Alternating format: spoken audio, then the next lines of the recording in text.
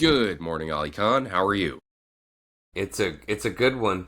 It's a good one. Any morning where I feel like I've had breakfast, drank a lot of water, brushed my teeth, shaved, like I don't know, I'm like really rearing ready to go. Like there's nothing left to do for me besides work and not get paid for it. That's Yeah. my life. Well, and you've got somewhere to be, and that somewhere is here. And I'm glad that you chose Yeah. your somewhere to be with me this morning as we talk about something serious. This isn't a surprise to you. You know that we've been talking for a while about all the fun we're having, talking about movies and music and kids' birthday parties, and that's all great. And we're not going to stop doing that.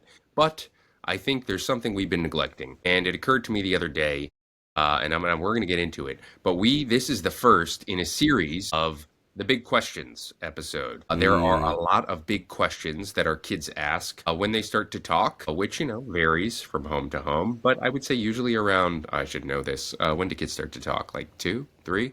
But, I mean, full on like jibber jabber. We all yeah, remember the first here, words. I'm not talking about when they're starting to say, that's great. I'm talking about when they can form like phrases, sentences, and start asking you stuff. When they can start asking Mm-hmm. you questions. And those questions, they can get pretty deep. And the way we answer them is, see, I'm getting nervous, difficult. And I think this is just, we want to create a space where for both for ourselves and for any dads or parents out there who maybe want some tips and don't trust us, trust the experts that we're quoting, whose work we are pulling from. Anyway, this That's is all to true. say today's big question is how to talk to kids about death. Yes, that's right, folks. It's a big one. It's maybe the biggest one. It's the thing that we can't avoid. That and taxes, they say. Although, depending on where you fall, I think there are some people in the top 1% who can avoid taxes, but not death. No one can avoid death to date. We're not sure. Perhaps I know that there are a lot of tech billionaires out there trying to eradicate it, but Big for time. now, thus far, in the pantheon of human history, death has been unavoided. And thus, this topic is something that cavemen and cavewomen have had to talk to their kids about. Perhaps there are some lessons across the tens of thousands of years that they've imparted. And that's what we're going to talk about here. Yes, Ali, did you raise your hand? I don't know how I did that. I'm gonna make sure I've turned that feature off. Okay. So I didn't know Ali, Riverside could do that. well, I'm like, am I talking? Am I gibber? Am I yammering on? Yes, I am. But yes, so today's episode is about how to talk to kids about death. So Ali, do you know why we're talking about this? Well, yeah, and I feel like it's worth diving into maybe the emotional state that brings you here because Neil just had the questions asked, and I have been down this road in a very. We had to experience my father dying. So I feel like that's usually the grandparent dying is usually like the soft touch of death, Yeah. right? Well, we all know Grandpa Con was old, he was sick, and and yeah, certainly can dive into that. But I went through it. I've gone through it. But you, I feel like, are in this But position where we you're like, we haven't I gone don't know what to through it do. in I the don't know how sense to that, talk okay, about this. so our, as you know, my kids are 7 and 5. They talk a lot. They talk about everything. They ask questions. And fortunately, knocking on wood, why am I knocking on wood? Why do we do that? We'll get into it. We haven't experienced a close death, Mm. that our kids have had to mourn or really have like a frank conversation about. No grandparents have died in their life, no close family members, no close friends, thankfully. We have had funerals to go to in the last 7 years, great aunts, uncles, maybe family friends who they don't know. It happens. As we know, death is a part of life, but it Did they happens. go? Did they go to the No, no, funeral? no. And we'll get into that. Yeah. But no. And so I'm driving the kids back from the museum the other day, and we were passing a cemetery, and there's, oh, that's where you have the parties for dead people, and then Cece said to Zeke, they're not parties, they're like memories, they're I forget what she called it, but it was like very poetic and thoughtful, and she acknowledged that like it wasn't joyous, but it was a way to like acknowledge them. She didn't, those weren't her words, but Mm-hmm. and so then my kids start pummeling me with questions while we're listening to the new Taylor Swift. How many funerals have you been to, Daddy? And I said, and now I'm like actually like thinking, I'm like, I at least five. I don't know, between 5 and 10, I think. Mm. And they said, well, who died first, your grandma or your grandpa? And I said, and I knew they were talking about the only grandparents we talk about, which is my dad's parents. And I said, oh, my grandpa. And they said, how old were you? I said, oh, I was 13. They said, how old was he? And I was like, in his 70s. They said, how old were you when your grandma died? I said, like 21, I think. Mm. I said, oh, and have you had any friends die? And we are honest with the kids as much as we can be. I said, yeah, I have. And they said, So have you? this Yeah, policy, though, because folks, Neil did prep me, but I feel like you really, this is a hill you kind of possibly are dying on, pun intended, well, look, because you really push the whole honesty thing in every. I mean, look, I'm not saying to lie about. There are certain things where it's like, it's an itty bitty little lie. You know well, what I'm saying? You know what I'm saying? that's where we're gonna kind of unpack, like how honest can you be? Should you be? Does it depend on circumstances, age? And I think so. So I'll tell you what, in the moment, I thought, and oftentimes these decisions are happening very fast. They said, you have you ever had a friend who died? I said, yes. They said, well, have you ever known a kid to die, like our age? And I said, no, no, like, you know, and to be fair, like, I know it's possible, but I don't actually know any kids. Hold on. Let's just back that up. You believe it's possible for a child to die. I do. Neil, you I'm have not an one of open those mind. He's conspiracy. got an open mind, folks. That's the Yeah. Brooklyn But dad mindset but right I there. wasn't lying. I don't know any kids who died, and I felt as if they were kind of fishing, to see like, could I die? And I said no. And then they said, well, how old was your friend? And I'm thinking back, and I said, well, like 30, in his 30s. And they said, well, what happened? And here's where I The got stuck, ultimate question. because when I was about to get married, maybe it was 29. I was 29 or 30, and my friend committed suicide a few Mm. weeks before our wedding. Were you close?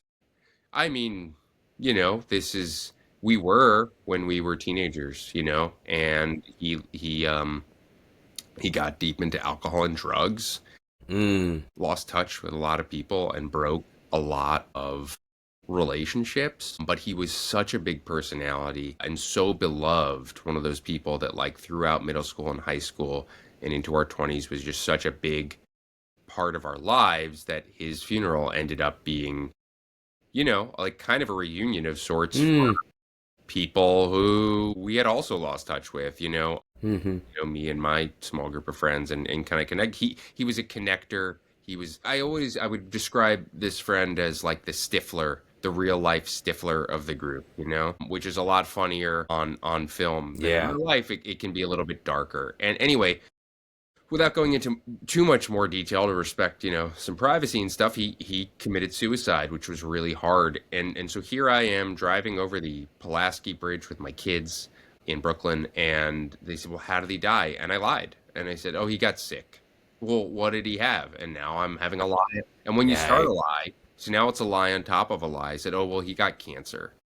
Mm-hmm. And they said, "Well, what kind?" And I said, I don't really remember. And now I'm in this fully just made up thing, when I if I'm gonna be lying, I could have lied from the start and just said, "Nope, I haven't had any friends who died." Because I think, it's like and so anyway, I thought, what a great opportunity for our first big question, how to talk to kids about death. Mm. And that's where we are. That's why we are here today.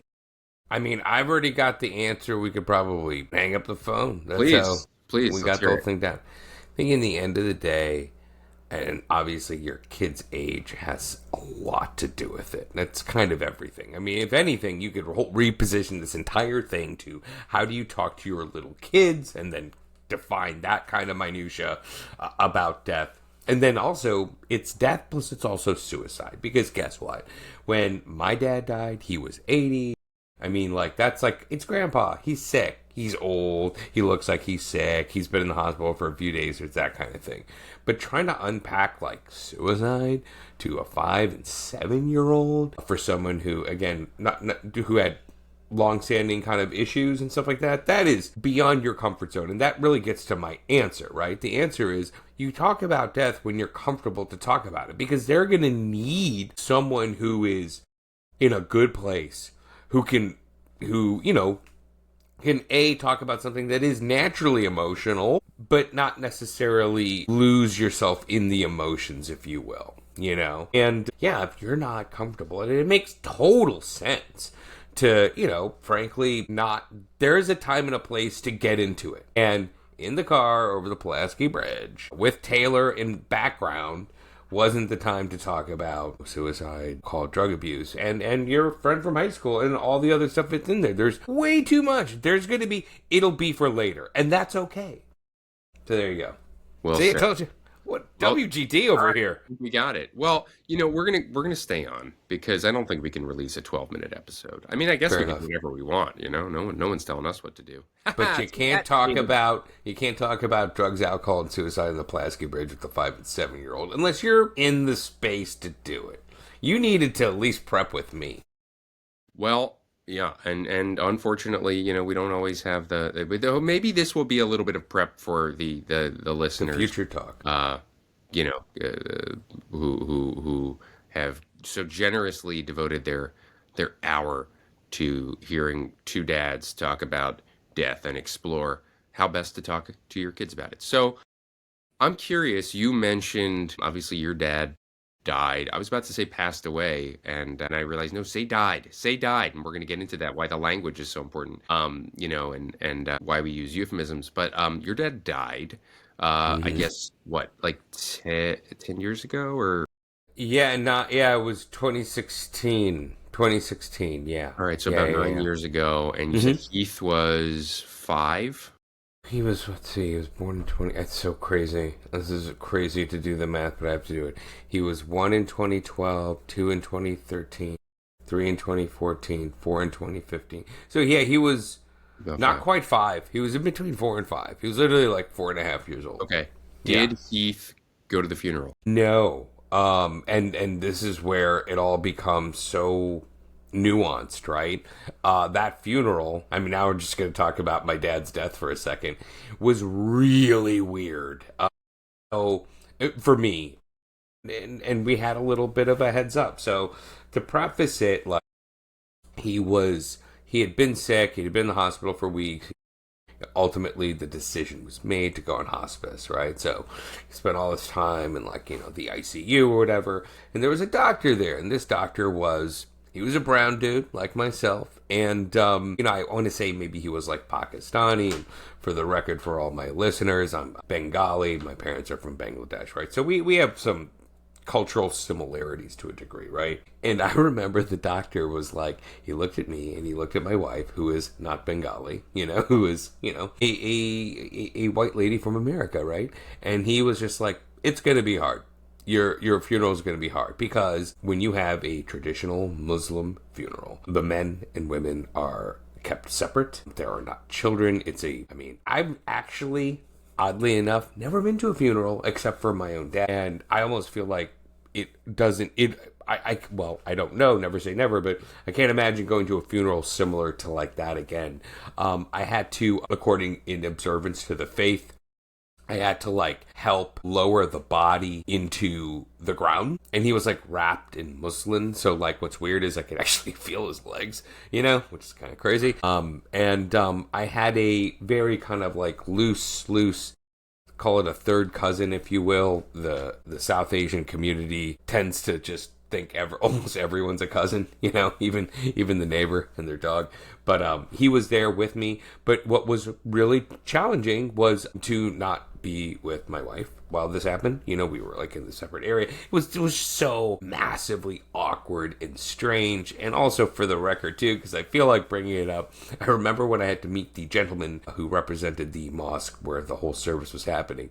And this guy it kind of reminds me of Kumail Nanjiani when he had an interview, and he was talking about getting married, and he had the Muslim priest, if you will. Obviously, you can see how well versed I am in the Islamic faith. The Muslim cleric or whatever, and he was describing the person to Conan or someone, and he goes, imagine what a racist would picture a Muslim to be. That was what this guy was. This man literally just said all these things that just like tore at my soul in terms of what I thought, like literally saying things like, and again, this is just one person. We're not trying to be representative of an entire faith of a billion people, but this guy's like, oh yeah, women are weak. They can't be around. They'll just like, I mean, now I'm adding words, but I was just like, okay, I'd like to wrap this up as soon as possible and just get the heck out of here. So the whole thing was really weird. No, Heath didn't go. I remember this when he was basically in hospice. We went and bought him a toy. We went and bought him, I think this is when Planes was still a thing. Remember the animated movie Planes, where the planes would talk? Ah, before your time. So there was Cars. Okay, there was Cars, and then the sequel was Planes. We got him this big, sweet F-15 Eagle. This is when buying things for him were cheap. You know, like $40 was like, whoa, here we go. And I remember we bought him this big old plane, I think the day my dad died or whatever. But, you know, that was it. Didn't have to really dwell on it much. I had to do my awkward experience at this funeral. But then that was that. There was no major unpacking for him. Probably, oddly enough, far more traumatic was, this is going to sound weird, but it mattered, is when our dog passed away and we had to put the dog down. And like, that was crazy because like hospice, you actually are there, you know? Anyways. Now, how old was Heath when you put the dog down? I was 2020, so he would have been, I guess, almost 8, 9. Okay. So Grandpa dies when he's 5. Mm-hmm. Beloved family dog dies when he's almost 9. Mm-hmm. What was the difference in how, or if at all, if you had a conversation with him for both of those occasions? I think it was much harder for us to bring it up than it was for him to hear it. However, I would say this, if you're talking to your kids now, it'll get harder later because they'll understand the missing later, in my opinion, right? I feel like, honestly, with the dog, we were torn up. I was a mess. I was a complete mess. I remember Heath will say this, I've never seen you cry before, except for then. And he goes, you were a faucet. I was sorry. And what's weird is part of that was because when I had that dog was also when my dad died too. So that's a whole other thing.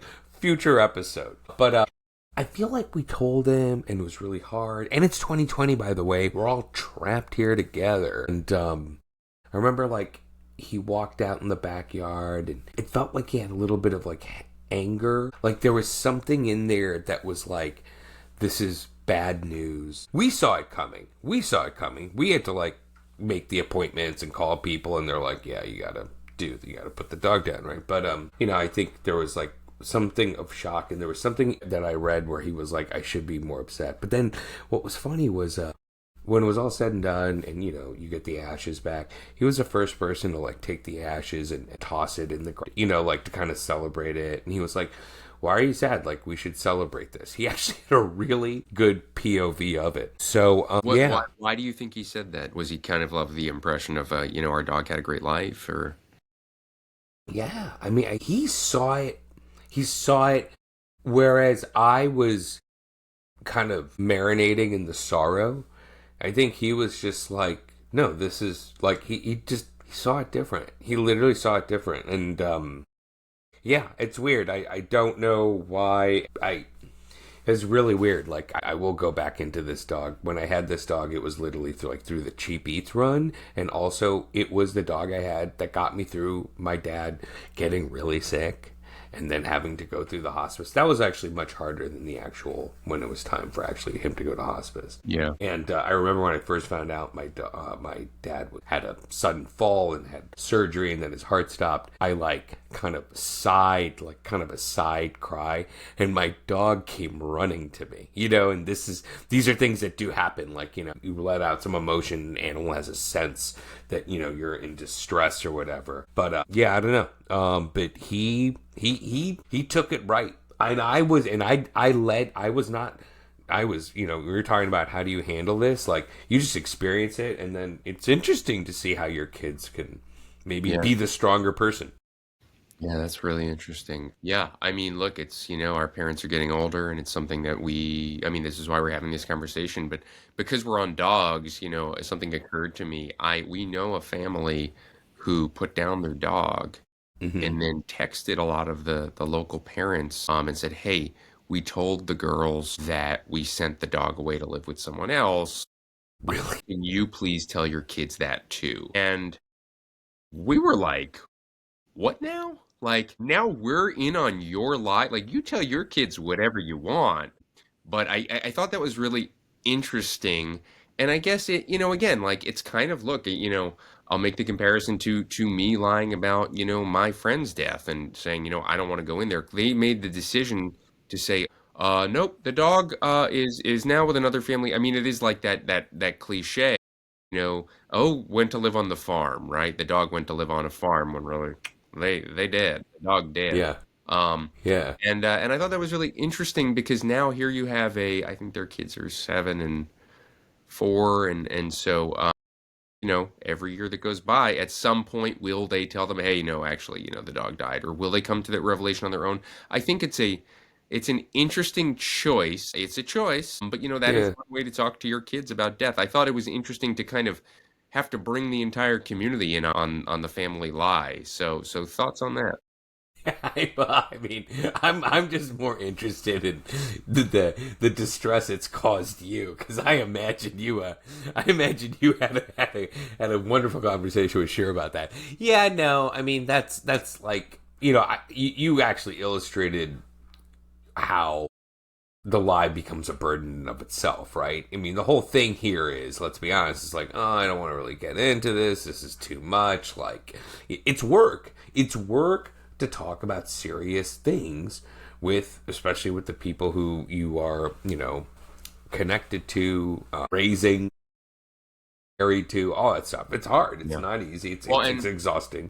And, Yeah. and and so why is that, right? I mean, I think, in our research, like why is it hard to talk about death? Right? Why is this even like this episode? It's such a bummer, and I'm looking forward to like our next one where we can just be light again, but it's necessary. Why is it so hard? So, the experts say it's hard to talk about death, first of all, in our culture and in American Western culture, and especially with kids, because why? We want to protect kids. Yeah. We want to avoid sadness. Nobody wants to feel sad, and we're afraid to say the wrong thing. Those are the kind of the biggies of why we avoid it. We want to protect them. We don't want to feel sad. We don't want them to feel sad, and we don't want to say the wrong thing. And so then we end up just not saying anything rather Hmm. than figuring out how do we address this. We may not do it perfectly, but how do we start the process of having these very important, very necessary conversations in the way that is age appropriate? And so, I'm curious, you talked a little bit about, being Bengali, and I, as you know, come from the Jewish faith culture, and I think we handle death a little bit differently too, in the sense that like I went to funerals pretty young. I don't think like when I was a baby, but certainly, like, when you can walk and talk, like, you're there, baby. Like, you're part of it. And, Yeah. it's funny the way you were kind of describing I can imagine it's very strange to be next to a dead, lifeless parent. But at the same time, I know in the Jewish faith, I don't know if you know this, like, you shovel dirt on loved ones, Yeah. and Yeah. you're there. Like, you Yeah. watch the It's casket. work. It's actual work. You're not sitting in the bleachers. You know what I Yeah. mean? And You and have a that's, I job to think, do. very intentional, and anyone who wants to may shovel dirt Mm. onto the deceased. And I think obviously symbolically it's about returning to the earth. But it's interesting too. Jews don't do open casket. They don't have the entire community come look, but you do look if you are immediate family. I have to identify, and I guess for I think that's why, but also you're allowed to look. Yeah. So I'll say all that. So getting back to, we know it's hard to talk about death in general. It's hard to talk about death with kids. I'll say one of the things that kept coming up in talking to kids about death is you should try to avoid euphemisms. I think we're a very euphemistic culture. I love a good analogy. I was an English major. I love a good cliche, a good euphemism, I think you as a wordplay. dad, really. Oh, I love a good pun. It's kind of my whole personality has become pun specific. But they say when you're talking about death, specifically with kids, you should avoid passed away, went to Huh. sleep, Oh gone yeah. to a better place. And again, this kind of brings in like the faith of it all, because depending on what part of town or religion you're coming from, that is kind of the end, right, of certain communities. So they're in a better place now. But the child development experts recommend you just say they died. They are dead, and that talking to kids directly, respects their ability to handle the news, to process it. And that's not to say you have to get gory and specific and bloody, but you can be honest and say they died. They died. Yeah. And so I think let's for a minute, I'm curious because we talked a little bit about culture. How have you seen the differences in how different cultures that you've been around or exposed to talk about death in general and with kids? And I'm talking about like, let's say in Mexico versus South Asia versus America. Like what have you noticed? Really kind of, you realize a huge component of this, if we're going to like say, oh, hey, parents, how you talk about death is you have to talk about like your whatever convictions you have to religion, to faith, because that is literally what will grab the steering wheel and turn it one way or the other. I don't know why I've been doing this lately. My I'm not really connected to my own like quote culture that I say grew up with, right? Which would be, Desi people, Bangladeshi people in St. Louis, right? But I do have some few old friends, right? And we're all like middle aged and stuff. And so some of their dads, some of their parents are certainly are passing away and stuff like that. And oddly enough, there's like this Facebook group that my dad, like, you gotta imagine too, it's like, just like how, there's obviously there's a rather large Jewish community in the New York City area. But, for us, like growing up in the 80s, in a small city like St. Louis, like everybody knew everybody. So you had these like small community groups. Anyways, this community group that my dad was like totally a part of has like a Facebook group, right? And now, like, if I ever look at it, just to be like, oh, what happened to this person or that person? And it's really just like seeing old people's parents and stuff. And now it's got into the phase of, oh, who died, who passed away. And they'll post stuff on this Facebook page. It's actually quite brilliant to look at, because some of it will be like, oh, here's a little dancing bit, or here's all this food we had. And then it's like, blah, blah, blah died. And, even though by far majority, it's a Muslim majority group, right? Certainly in the country. And every time they announce a death, the words are in there that are basically like, he has now joined Allah. Like he is, it's so intertwined. So it's like, when you were saying, oh, they've gone to a better place. It's like that concept is just hammered in there. And I mean, dare I say, like, that's not how I kind of view it. So Yeah. for my own self, Yeah, and I think that's interesting. We're probably going to get angry letters or more angry comments. Nobody sends letters anymore. But I think, I've noticed, I guess you're saying that's true in Islam. I feel that is how death is spoken about in Christianity. In Judaism, it feels a bit more final. And I think there is a lot more of an emphasis on that's why living the life here and now in a very specific way, because it's over. Like, you ain't coming back. There's no reincarnation. mm-hmm. I think there is obviously a belief in God and one God, and that's kind of the main thing, but no resurrection. No, now you get to be another corporeal version of yourself. No, it's lights out, baby. And I think that is one distinction of many of the Jewish faith, and as it relates to How does heaven work out then? no, You know no, what I mean? no, no, as John Mayer would say, no such thing. Wait, what? No way. Really? Yeah, Is that not? there's no heaven in Judaism, yeah. See, But hey, wow. as a result, no hell. Huh? Biggest. Wait, this is crazy. I had a huge assumption. I kind of figured, we'd all be up in the clouds. Yeah. Yeah. Oh, like together, like just like breaking bread, interfaith, we're all Kind of. Yeah, that was no kind of Jews. my goal. No Jews. You get there and you're like, where's the Jews? I don't think they don't believe in heaven. Oh Sorry. man, this We will is not be there with you. Um, okay. So we've covered wow. we've covered a lot of I'm ground. devastated, Neil. This is Very little. really, yeah, half the party's not Hey, going to how do show you think up. I feel? So this is a good segue to, and then we'll get back into like useful stuff. But I'm curious, Ali, you were a child once. How did you first learn about death? And did your parents ever speak to you about it?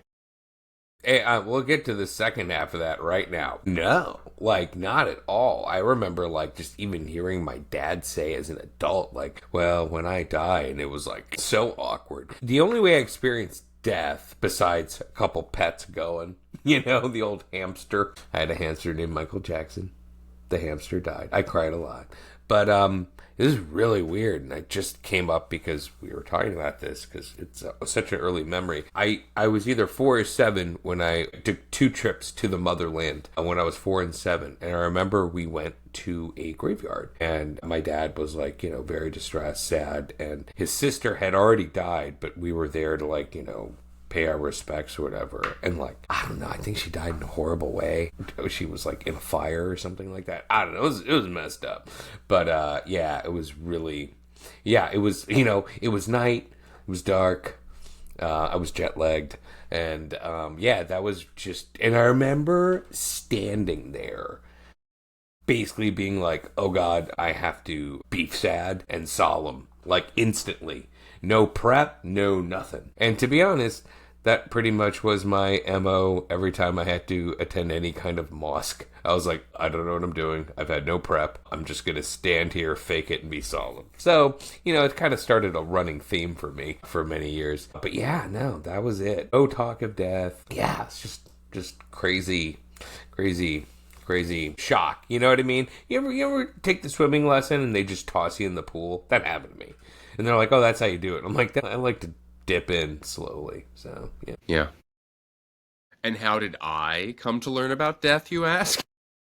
Yeah, I feel like you're really, honestly, I'm blown away by the whole heaven thing. That's going to take me a minute to digest. I'll have Well, to look okay, at a well, whole then I thing. guess this won't surprise you, but I remember lying in bed at, I want to say, 5 or 6 years old Mm-hmm. and imagining, it's pitch black, and I was like imagining nothingness. And I go back to that moment. We lived in Edison, New Jersey. So I know it was like around, it was before, second or third grade when we moved. And I freaked because I figured out death for the first time. I understood the concept of not existing.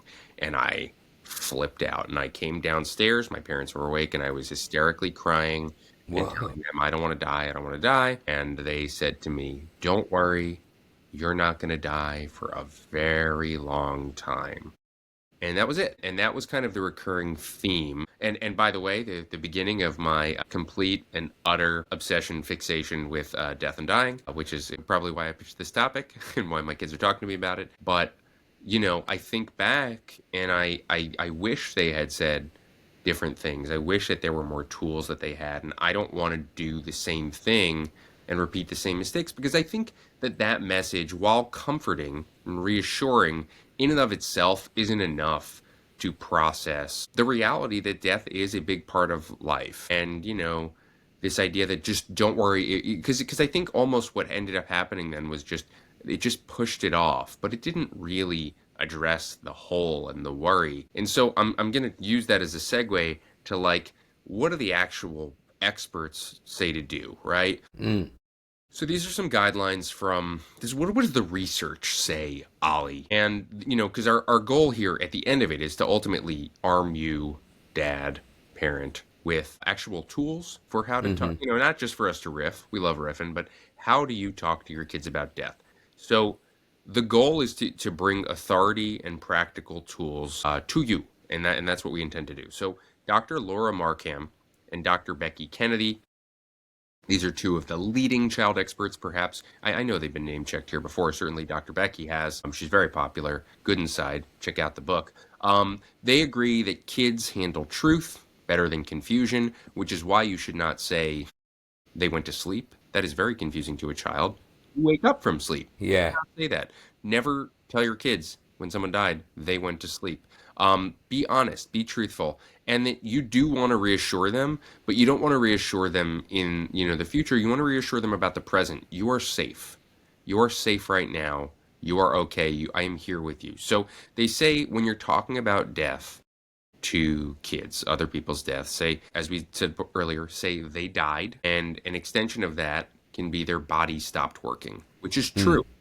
But you Mm. don't have to get into the specifics of they were in a car accident, they had a, aggressive cancer. Just their body stopped working and they died. And that is true. And that is something that they can understand at any age. And, like I said, avoid euphemisms. And then, they say answer what they ask, but wait for them to ask. In other words, Mm. don't start running your mouth about, well, and then this happened, and it could have been about, like, wait for the question because Hmm. I think you want to respect their ability to process information at the pace they are ready to take it in. And so if Yeah, they're asking the that's true. question, then they're ready for an answer. Uh, but you don't want to over explain. The other suggestion, and this probably definitely applies to things beyond just death and life in general, is it's okay to say I don't know. Hey, Mm.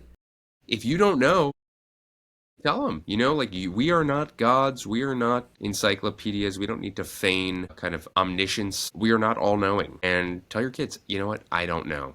And I can get back to you on that one, or, I need to look into that. I'm not sure. And then one of the last tips from Dr. Becky is you want to validate the sadness, right? Which, I don't know if most parents struggle with this, but I think oftentimes we do have a tendency, certainly like when a kid gets hurt or something bad happens, say, oh, it's okay. It's okay, sweetie, or you'll be okay, or don't worry. You can say, yeah, that's really hard. Yeah, it's really sad. Validate it. Let them feel the feelings, let them feel the Mm. emotions. We don't need to rush to be happy and joyous because I think, what that could lead to is kids kind of suppressing their emotions and then the dam eventually breaks, as it always does, and then it all gushes out in destructive ways. So let them be sad, validate Hmm. it, make it feel good. And when we allow our kids to be sad about the idea of death or a specific death or just sad things in general, we are modeling empathy and experiencing our feelings. So that's that's what the experts say, Ollie. Yeah. I mean, to me, the biggest thing is like let them ask, let them kind of drive the conversation in terms of you just getting the questions in there. And a huge component of this is age, because we don't know when our little families experience death. That to me is big. But there's a huge component of this because part of death is the quote, I don't know if you call it the fascination, but the other part of the equation of talking about death is faith, afterlife. I mean, and what's so fascinating is that isn't a thing. I don't know. Maybe I watched too many Tom and Jerry cartoons. I just figured I've been banking on the cloud scenario. I Yeah. really have. That's the one thing I've learned is like, and maybe I just need to. Well, I don't know. It's funny because we've experienced death twice, and ironically the pet death was as significant. They were actually tied together with the parent with my dad's death, and my kid ended up handling it all. It wasn't too troubling. I can't imagine a scenario where it's more a peer, that did happen. I had someone who was in my high school who died when we were away at college. That was a pretty striking thing. As you've Yeah. experienced death too, that's a whole other thing. That kind of grounds you in it. But Yeah. yeah. No, I mean it. Yeah, 100%. And since we're gonna get into kind of the age by age guidance, but real quick, I think for really young kids, some books that they recommend are The Invisible String by Patrice Karst, Lifetimes by Brian Maloney, When Dinosaurs Die by Laurie Krasny Brown, and The Fall of Freddie the Leaf by Leo Buscaglia. And those are some children's books that they recommend just to kind of open up the conversation if you're having a hard time, or, just as a way to kind of like, get kids acquainted with the concept and make them feel comfortable with the idea of death. And then parent resources, these are books for parents. Mm-hmm. They recommend The Grieving Child by Helen Fitzgerald and Parenting Through Grief by Joanne Deek. Mm. So those are the book recommendations. And now let's talk about, all right, because we've been kind of alluding to it, let's talk about how to talk about death according to age. So, all right, for the recommendation for kids 3 to 5 is you want to give concrete explanations like we had talked about. Their body stopped working, they died. Mm-hmm. Mm-hmm. Avoid euphemisms, tell them you're safe, you're okay, you're with me, you are here now. And as a parent, you can expect repetitive questions. You can expect them to ask the same questions over and over and over. Doesn't mean you have the wrong answer or you need to answer in a different way. It just means that they're looking for that reassurance, and you need to stay the course and tell them, body stopped working, they died, you are safe. That's for really young kids, age 3 to 5. Now, ages 6 to 7. And mind you, I've got kind of a mixed bag. Excuse me, 6 to 9. I've got a 7-year-old and a 5-year-old. So we're working with 2 age groups, and they're in that same car ride, right? So I'm kind of code switching or, figuring out. It's not always a one size fits all, but ages 6 through 9, I had to talk to them about death. So at this age, these kids can really understand the concept of permanence. Experts encourage expression, in the form of art, stories, allow the kids to kind of express their own feelings about death that way. And you want to really, as a parent, address their fears and curiosity in probably a more expansive way than you would have with the younger kids when you spare some more of the details. Mm-hmm. Now, 10, we're coming up to, we're getting closer to higher level concepts. Ages 10 to 12, the recommendation for how to talk to kids about death. These kids can really grasp abstract ideas. So we're going to start getting into the why do people die? What is death? What is the point? And this is where they say, although I'm sure people start younger, that you can start talking about faith and beliefs, about what happens after and what some people believe and what the purpose of death is and, how death gives life meaning. And you can start to kind of get into the idea of coping, of grief, of not just getting over it, but how we move through it. So they say 10 to 12, I guess that's 5th grade and on. You can kind of start to introduce those concepts. I'm sure it gets a little bit easier, obviously, on the later end of that. And then once we move into kind of the teen years, now we're starting to get really into the existential side of it. And, really just the deep philosophical grappling with death itself, mortality. And when you're talking to your teens about death, whether it's specifically about a person they know or just death in general, they say model vulnerability, share your emotions, your own fears, feelings on death. And they say that you should discuss grief, mental health, and loss openly. Make it an open kind of two-way conversation. And then, encourage kids, teens and above to participate actively in memorials, remembrances, whether that's religious rituals or just kind of secular rituals, celebrations of life, whatever that come up.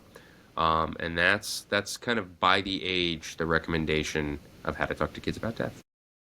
I mean, I feel like just hearing those numbers, really, it also reminds me of like the other day, he's like in the World War 20th century history, right? Lots of wars, lots of death. He's watching movies. The movies he's been watching, All Quiet on the Western Front. He watched that one, that little remake on Netflix, right? A lot of death in that. And like, he was watching Oppenheimer. Kind of pissed he didn't finish it. We had to pay for the rental. You know how that goes.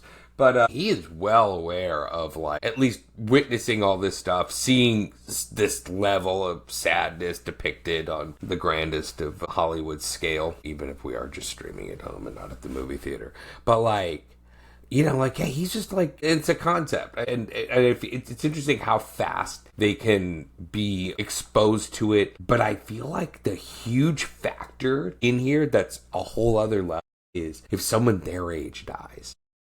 And we ducked a bullet with that, actually, because over the summer, there were these horrific flash floodings that happened in between Austin and San Antonio at a camp. And there within this little community that his school is attached to, it was very close to, like, there were people, like, I think maybe some siblings, but it was really, we were holding our breath, like, oh my God, are there people in his class who could have died in this or whatever? But that to me is the other big thing. And then obviously things happen, and at any age, I guess, too. But like, I would just say, like, from the cognitive perspective, like, you'd be surprised, like, freaking, like, I would say if I had to look at Heath's experiences, right around 9, 10, he's gonna get it. He's gonna get it, and he's gonna be, experiencing and frankly needing, like, to not just have parents to talk to, but, other resources as well. Yeah.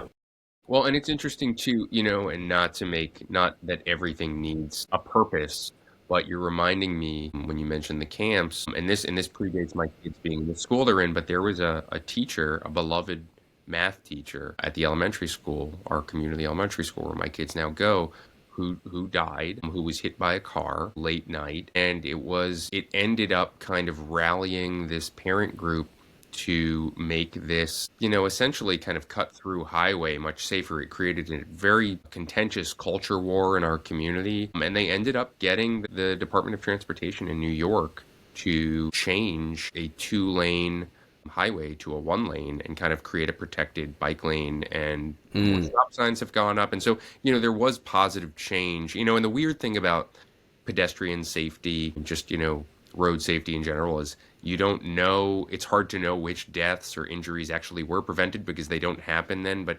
it was kind of a beautiful thing. What a sad, tragic event. All these Hmm. kids who loved this teacher.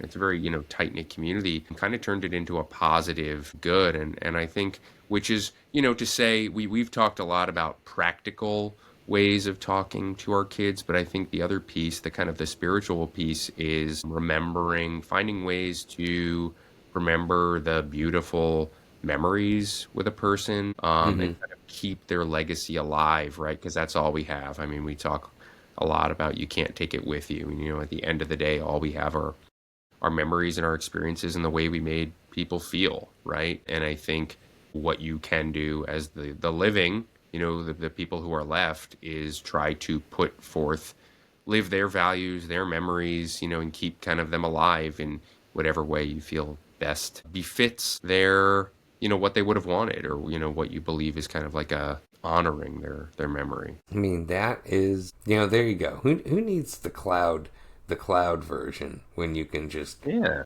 be? Let's. What about the living heaven? We The are the heaven. cloud. I think the people who We survive are are the the cloud. cloud. Yeah, yeah, yeah. Well, all right. So Do go you ahead. feel though? I mean, look, this all started because of this conversation that that happened when you were driving over the bridge. Like, do you feel like you would revisit this later when it's obviously appropriate? Yeah, look, I think this is a lesson, that I'm constantly learning too, is my wife will sometimes say to me, because if let's say my kid, hit someone, or, talked back or did something, and I handled it one way and I wish I handled another way, and then we talk about it. I say, well, I'm going to go do this. She said, it's the moment has passed.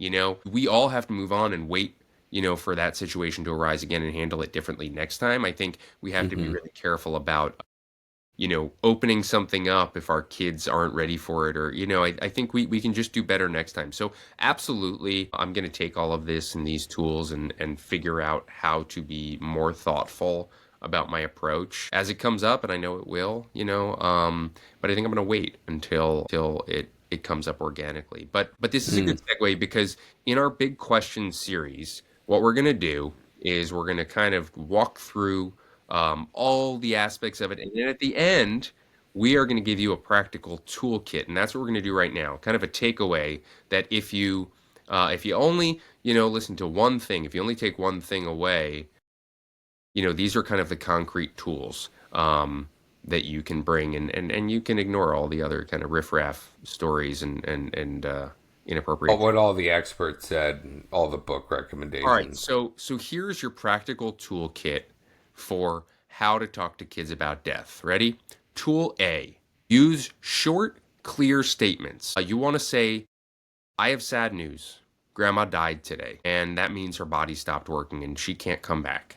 You want to use a calm voice. You want to pause. You want to give your kids space to respond. So that's tool A: use short, clear statements. Tool B: invite kids questions and then listen. Ask them. Just ask them. Do you have any questions? What do you think happened? What are you worried about? Ask them questions. And then listen, which is hard, especially for people like Ollie and I. Shut your mouth and listen. And if they ask something you don't know, you can say, "That's a good question. I don't know. I'm going to think about it with you. I'm going to look into that. I don't know." But tool B: invite their questions and listen. Tool C for talking to your kids about death: Validate their feelings and model your own. Tell your kids, I feel sad too. Tell your kids, it's okay that we feel sad. It's because we loved grandma so much. And tell your kids, it's okay to cry. It's okay to remember funny things. It's okay to laugh too. However you're feeling, it's okay to be mad. Just make sure that their feelings, whatever they are validated when they're dealing with death, grief, and make sure that you show them that it's okay, that you're not just telling them it's okay to have feelings, but that you are also openly having your feelings and modeling that having feelings is okay, so that they know it's safe. It's safe to cry. It's safe to be mad. It's safe to feel however you're feeling. Tool D: maintain routine and reassure safety. So you can say to your kids, hey, I know it's sad. I know this is hard. I know what we're going through is really rough, but we still have bedtime. You still have school tomorrow. And I'm here and I'll be here for you and you're safe, but we still have to, do our routines. It's really important, especially for younger kids, because they might worry, that everything will never be the same, that you maintain kind of whatever some of the usual schedule or activities or routine things in their life are, stay in place to the best of your ability. Tool E: offer memory and rituals. So you can say to your kids, do you want to draw a picture of grandpa? Or do you want to maybe take some photos of you and grandpa together and we can look at, or we can put on a poster board?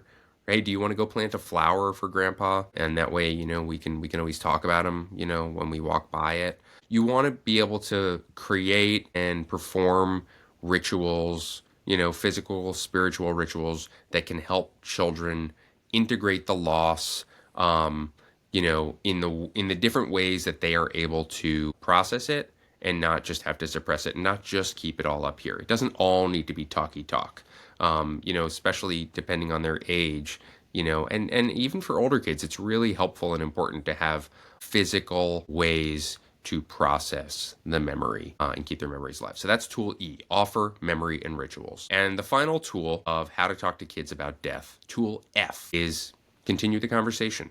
So this is kind of just saying, hey, if you have more questions later, come back to me. Check in with them periodically. How you feeling today about it? Or have you been thinking about grandpa? Do you want to talk about him? Don't come on too strong, like we were talking about before. Don't be all in their face, nonstop, but make sure that it's not a one and done. This isn't okay, we had that talk about death. Now remember it forever. This isn't like all of kind of probably the big questions we're going to tackle. These are ongoing conversations. So that's tool F, is continue the conversation. And that's your toolkit for how to talk to kids about death. Man. Well, we didn't use every letter in the alphabet, but no, just F. But hey, how cool is that, Ollie? We can just kind of pluck that out. You just want to listen to me rambling for 4 minutes, just get kind of the goods? You got it. I feel like so much of this does get into, and I don't know, I can only zero in on my experiences, right? But it would probably, my father's passing impacted me the most, but I think that we haven't had the experience of a death that has dwelled for a long time, and this will all be interesting to look at if and when that situation happens. And obviously no one, you don't anticipate, it's gonna happen, right? It's gonna happen. And as I think about those other scenarios, it's gonna be hard. And also I think a big thing about this too is like, when that death isn't just such and such person died, I mean, like, you're going to have feelings about your parents dying. You know what I mean? And then that becomes a whole other thing too. What's weird is, and there are a lot of reasons why I didn't know it, but I remember I found out much later, my dad was like, oh yeah, when my grandfather died, my mom's dad, I remember I had no idea, but my mom grieved for days, like by herself in a room crying. Like my dad was like, oh yeah, she cried for days. And I had no idea. And there's a lot of reasons for that. But that's a whole other thing too, is how we take it, because it's not easy. It's never easy, no matter, even if you happen to be the world's greatest dad.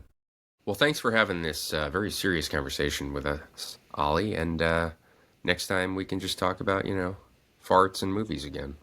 Absolutely. And, it's always nice when we can wrap up death, because that's a wrap on death, everybody. Yep. That's a wrap on death. I